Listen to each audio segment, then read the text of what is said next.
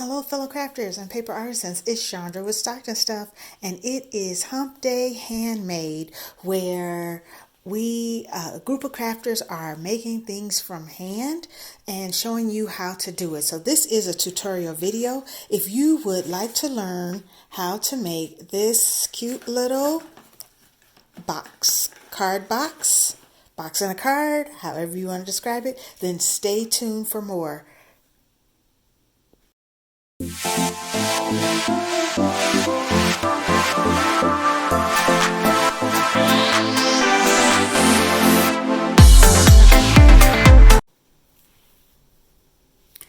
The measurements for our card in a box will start with a sheet of paper, cardstock, 8.5 by 5.5. So I like this swirly green paper.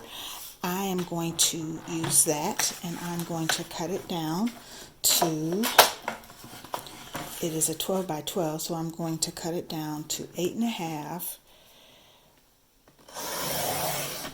by 5.5.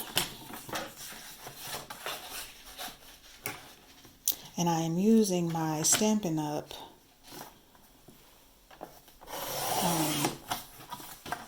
Cutting board because I want to use the, make sure that I'm using the scoring tool as well. So I made myself a little cheat sheet. So I'm going to score at 2, 4, 6, and 8. When you're using this board, you want to make sure that your blade is out of the way when you're about to do your scoring. So 2, and I'm running over it twice because this is a really heavy piece. It is a basil, so you know that's good cardstock. 4, 6, and 8. So I don't know if you can see those lines. I'll turn them over. Maybe that helps a little bit. So you end up with these 2-inch, but then you end up with this small piece here on the end. Okay. So then I'm going to turn it, and I'm going to score down the middle at 2.5, because that's where our flaps are going to come from. So you end up with half of your card at 2.5 inches, and the other half at 3. Okay. So the next thing that I'm going to do is I'm going to cut this, a piece of the leftover, because I want it to be the same color. I'm going to make my little baffles for the inside. All right. So first of all, I want this to be 3 by 3. So I'm going to cut off a 3-inch piece of the end of this. And I need to move my blade up. And then I'm going to make this 3. And then I am going to score this at a 1/2 inch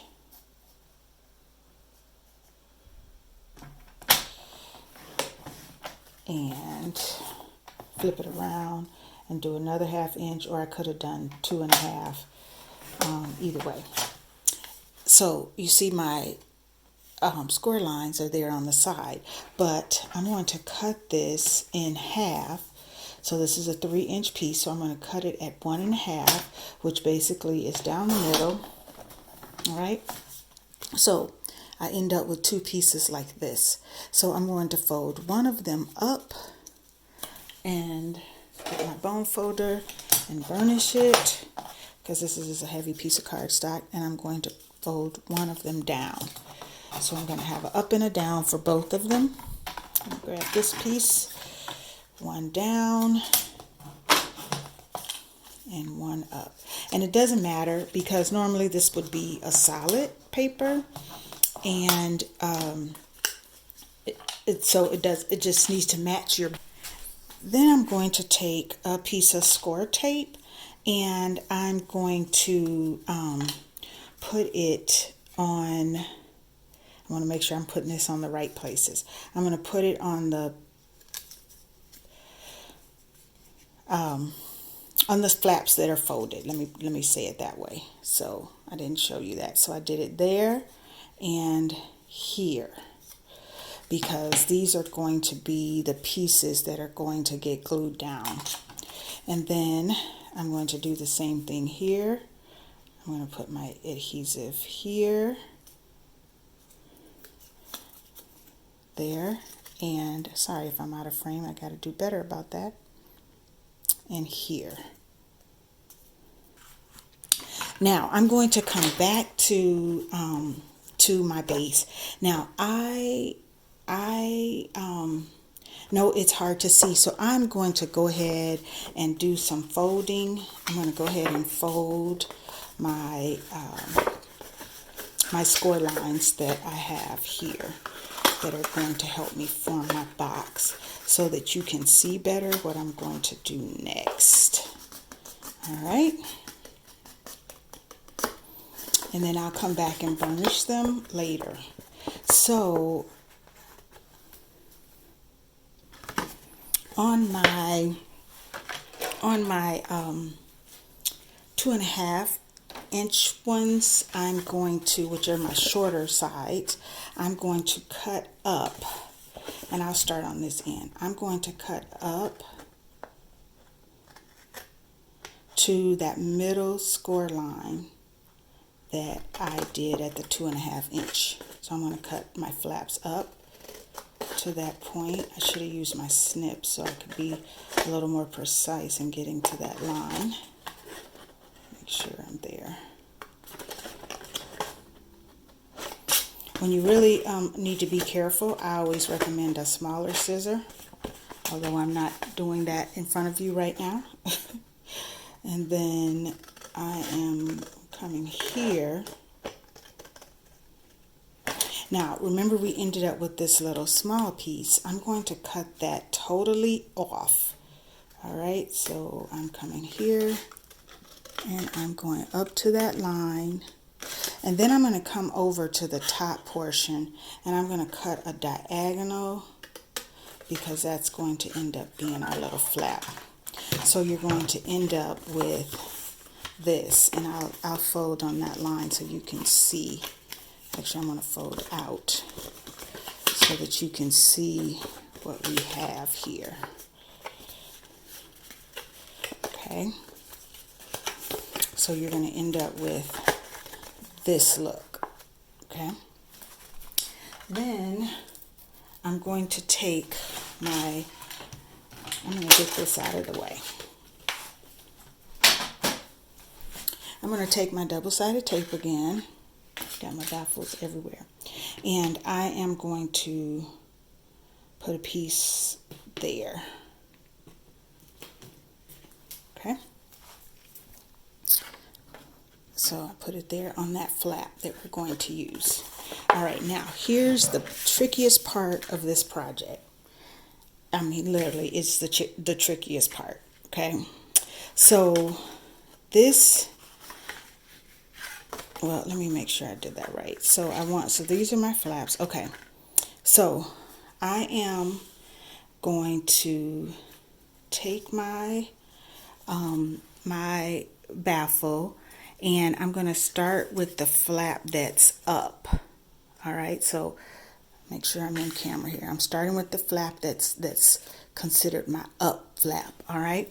And I'm going to come about 1/4 inch down in the first section. Okay, 1/4 inch down. I'm going to take my tape off of both ends, and I'm going to do one first and come about 1/4 inch down right next to, make sure you can see what I'm doing, about 1/4 inch down right next to that score line there. Okay, and I'm going to place it right there, flush against it. All right.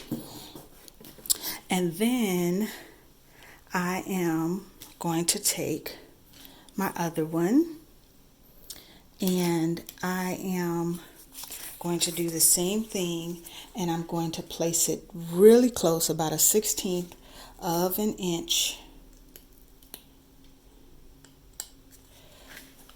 away from it. All right, right next to it. Okay, so you're going to end up with that. So then I'm going to take off my, well, let's do this. Let's make sure we're burnished here, because this is where we're getting ready to do our fold over. So I'm going to burnish my folds here, okay? And then I'm going to take off this tape strip, and I'm going to take off this strip.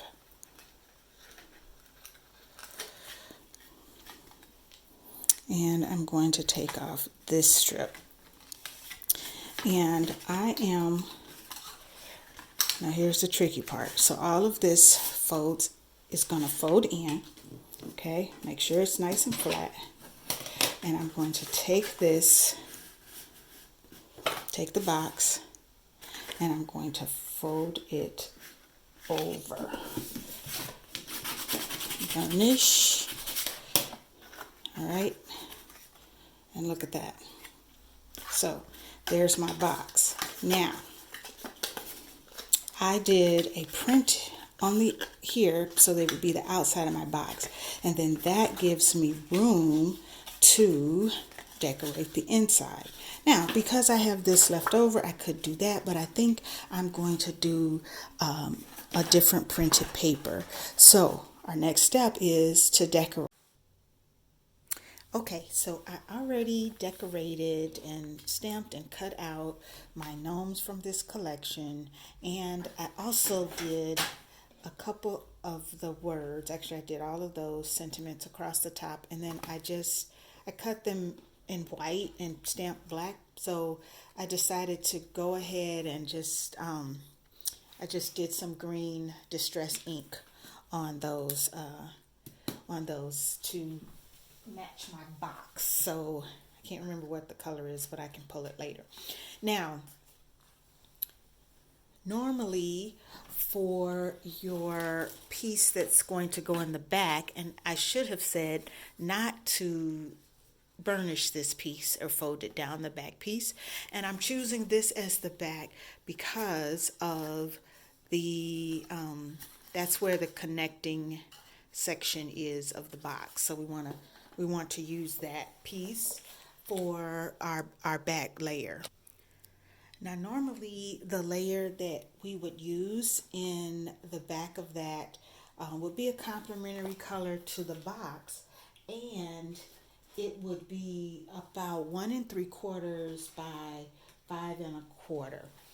But I decided I was going to use some pieces of this pink paisley and many more cut aparts, and so I had this cut apart that just says cheers, because remember I'm making a birthday box, so it is not quite 5 1/4, but it does fit this section, and it goes almost to the edge of the box, but I think it's going to be fine.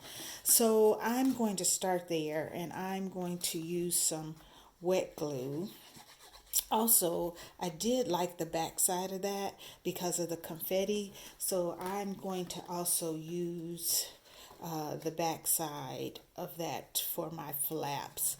So I'm going to just bring it down a little bit so I have some border, and I'm going to lay it down here and just make sure that I have it in. The best part of wet glue is it gives you a few minutes to get yourself together. All right, so I got my background there. I've already gone ahead and cut these pieces, and they are 1 about 3/4. I think I cut them a little wider than that. I didn't want such a big border, by 2 1/4. and I think I went a little less than 2 1/4. I was playing around with my measurements. So again, this is the cut aparts. This sheet was actually some border pieces because I didn't really want to ruin any of those.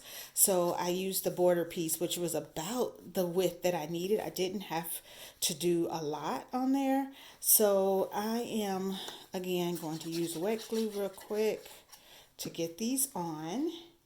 And I also cut some cut aparts out of this sheet, the smaller ones, and I used one from this Simple Stories sheet. I used the Fabulous, but then I took them and I cut them with other shapes just to make sure that there was room to be able to see the background paper and that they weren't so big, and I wanted them to look like because they were square, right? So they were 2 by 2, and that wasn't what I needed. So, and I'm not going to do any dimensions or anything.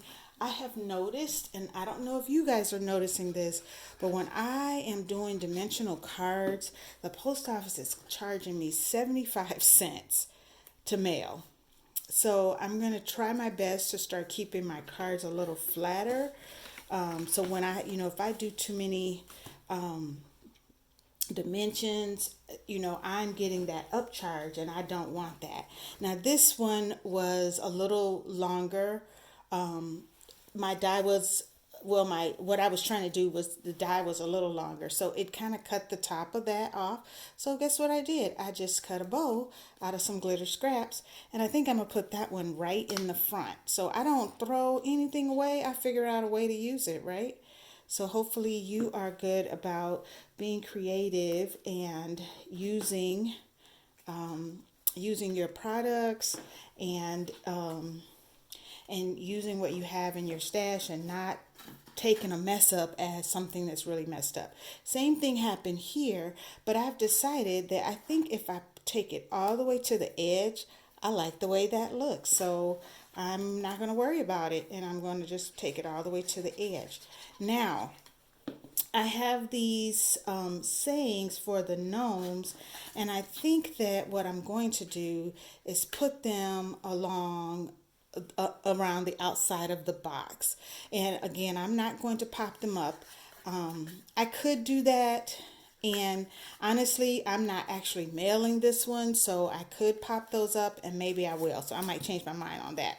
So what I did with the gnomes, I colored them, and I don't know, I just pulled my box out and decided just pull some colors out. I tried to find my metallic colored pencils because I just thought that would give it a little pizzazz, and I thought about doing some Wink of Stella, which I still could go back and do that, but I just wanted to get through the tutorial part for you, and I really didn't necessarily need to show you how to decorate it, but since I'm here, I might as well.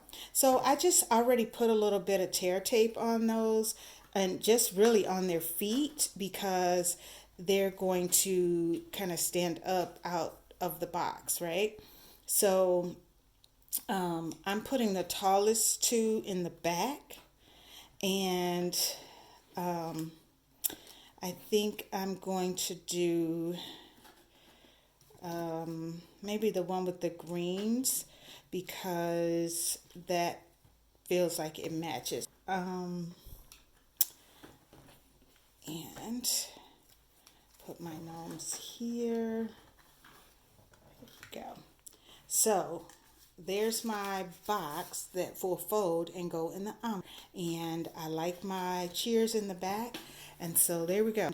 I hope it's nice and easy. You could also, I could have rounded these corners. I could have done some washi tape trim. So you could really decorate and do a lot of fun things with this little box.